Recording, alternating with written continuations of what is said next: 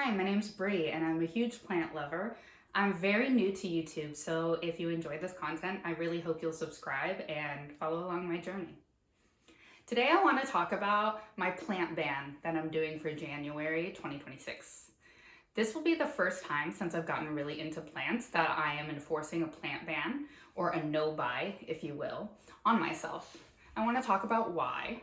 I've only been in the plant hobby for probably like 15 or 16 months, and I've accumulated about 200 plants, which I know sounds obsessive. It sounds a bit crazy, and it is.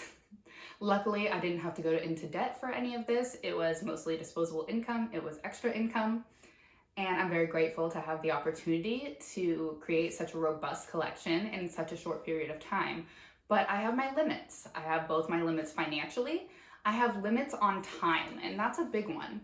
You know, if we can't give all the love and attention to a plant that it requires and it's not going to thrive in my house, I don't want it. I need to make sure that I have the time allotted to give the proper care to every single plant I have. And at this time, I feel like I'm pretty much at capacity as far as time goes. If I wanted to get more plants, I think I would have to get rid of some just to make sure that I have the time to care for all of them properly. In addition to that, money. I am on a journey to save more money. I used to work full-time as a full-time faculty member. I was an academic librarian at a university, and I'm no longer doing that, which means my disposable income has definitely dwindled away. And at first I was thinking about getting another university job, another serious, full-time 40-hour-a-week job, but I've been loving being a stay-at-home dog mom, a stay-at-home plant daddy. I really, really like being at home. I'm an introvert, okay? I like being around my stuff. I like reading. I like not having to go into the office every day. And in order to do that, I'm gonna have to be a little more fiscally responsible when it comes to non-essentials. And with that comes plants, especially since I already have such a beautiful collection. So that's another reason that I'm going on a plant ban. The third reason that I chose to do it right now in January is because fungus gnat. My mom is getting married next month. Yes, she's getting married in February. I'm so excited for her. And she still lives in California, where I'm from. I live in New York. And so me and my husband will have to be traveling, and we'll be in California for an entire week. With that, I will have a dog sitter staying at my house, but she is here to take care of the dogs, not my plants.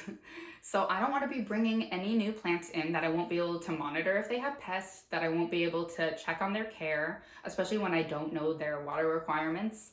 I just think it's better to leave the month before I go completely free of new plants, just focus on what I already have. And that way when I get back, maybe I can start accumulating again, or, buying more. Also, going to California, I've seen on TikTok a lot lately that there are some gorgeous, stunner, more rare, if you will, plants popping up in Home Depot and Lowe's in California, which I do not have here in New York. So there's also a chance that on that trip, I might try to bring a plant home with me on the airplane. And again, if I do that, if I'm buying and spending my money on plants when I'm there, I don't want to be doing it right now. So although a big part of my plant journey so far has been buying new plants and accumulating, I think it's really great to have this little break. With that comes pots, right? Like if you have 50 plants, you want 50 cute cover pots, because otherwise you just have nursery pots sprinkled all around your house.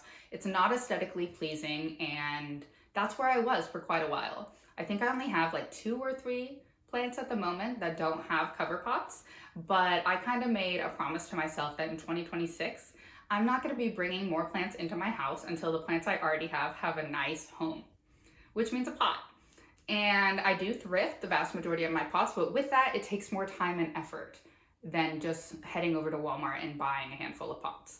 I've been spray painting pots also, which is fun. If I see a pot that's just boring white, I can spray paint it hot pink and make it look cute and quirky for my living room. And so I'm trying to focus a little bit more on plant presentation and styling and a little less on accumulating. When, like I said, I have a collection that is already so gorgeous that I love so much, and I'd really rather just be focusing on the plants that already bring me joy. Let me know if you've ever done a plant ban, if you're doing any form of no-buy, because in my past I have done many beauty and skincare no-buys. That's where I started in content creation and cruelty-free beauty space.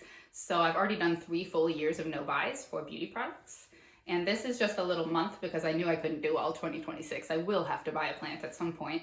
But let me know how you feel about being a conscious consumer, bringing in as a plant parent. Are you slowing down your intake, or are you in full throttle shopping mode right now? I'd love to talk to you about it in the comments. Thank you so much for watching, and don't forget to subscribe.